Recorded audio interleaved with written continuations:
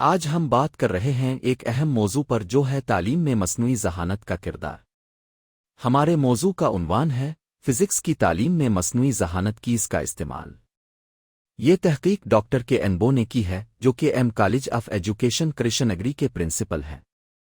انہوں نے فزکس کی تعلیم میں مصنوعی ذہانت کی اس کے استعمال کے اثرات کا جائزہ لیا ہے۔ فزکس ایک اہم مضمون ہے جو ہماری دنیا کی بنیادی اصول کو سمجھنے میں مدد کرتا ہے، لیکن اکثر طلبہ فزکس کو مشکل سمجھتے ہیں کیونکہ اس میں مجرد تصورات، عددی ماڈلنگ اور روایتی کلاس روم میں محدود عملی مواقع ہوتے ہیں۔ اس کے علاوہ اساتذہ بھی مختلف طلبہ کی ضروریات کو پورا کرنے اور ان کی متحرک طریقے سے شرکت کی کوشش کرتے ہیں۔ اس صورتحال میں مصنوعی ذہانت تعلیم میں ایک طاقتور ذریعہ بن کر سامنے آتی ہے جو تعلیمی خلا کو پورا کر سکتی ہے اور مجموعی تعلیمی تجربہ کو بہتر کر سکتی ہے۔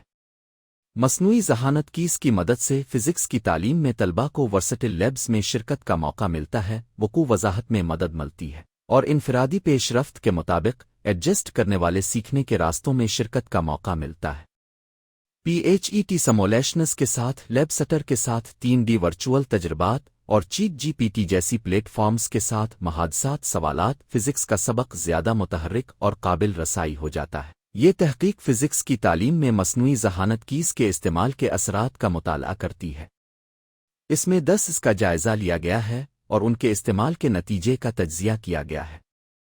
اس تحقیق کا مقصد طلبہ کی شرکت، تصورات کی وضاحت اور تعلیمی نتائج میں بہتری لانے کے لیے اس کے استعمال کا جائزہ لینا ہے۔ اس تحقیق میں ایک مکسڈ میتھڈ اپروچ استعمال کیا گیا ہے جو کہ پیش اور پس منظر کے جائزے، طلبہ کی رائے اور اساتذہ کی انٹرویو پر مبنی ہے۔ 5 تعلیمی اداروں میں 100 طلبہ اور 10 اساتذہ کی شرکت کے ساتھ اس تحقیق نے اس کے استعمال کے نتیجے کا جائزہ لیا ہے۔ نتائج سے پتہ چلتا ہے کہ اس کے استعمال سے طلبہ کی شرکت میں بہتری آئی ہے، تصورات کی وضاحت بہتر ہوئی ہے اور تعلیمی نتائج میں بہتری آئی ہے۔ تقریباً 80% طلبہ نے اس کو فزکس کی تعلیم میں مددگار پایا ہے۔ اسی طرح اساتذہ نے بھی اس کے استعمال سے تعلیمی نتائج میں بہتری کا مشاہدہ کیا ہے۔ اس تحقیق سے پتہ چلتا ہے کہ اس کا استعمال فزکس کی تعلیم لا سکتا ہے۔ یہ اس کے استعمال سے طلبہ کو بہتر طور پر سمجھنے اور سیکھنے کا موقع ملتا ہے جو کہ ان کی تعلیمی ترقی کے لیے اہم ہے۔ اس لیے ہم یہ کہہ سکتے ہیں کہ اس کا استعمال فزکس کی تعلیم میں ایک بہترین طریقہ ہے جو طلبہ کی شرکت، تصورات کی وضاحت اور تعلیمی نتائج میں بہتری لانے میں مدد کرتا ہے۔ مستقبل کی تحقیق میں ہم اس کے استعمال کو مزید بہتر بنانے کے لیے کام کر سکتے ہیں۔ ہم اس کے استعمال کو دوسرے مضامین میں بھی لاگو کر سکتے ہیں جیسے کہ ریاضی، سائنس اور انگریزی۔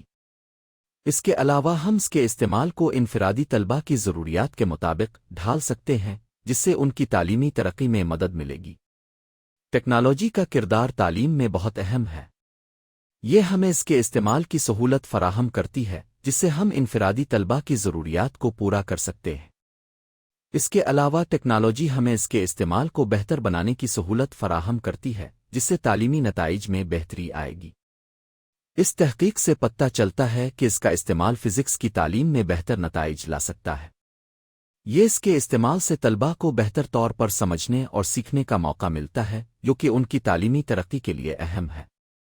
اس لیے ہم یہ کہہ سکتے ہیں کہ اس کا استعمال فزکس کی تعلیم میں ایک بہترین طریقہ ہے جو طلبہ کی شرکت، تصورات کی وضاحت اور تعلیمی نتائج میں بہتری لانے میں مدد کرتا ہے۔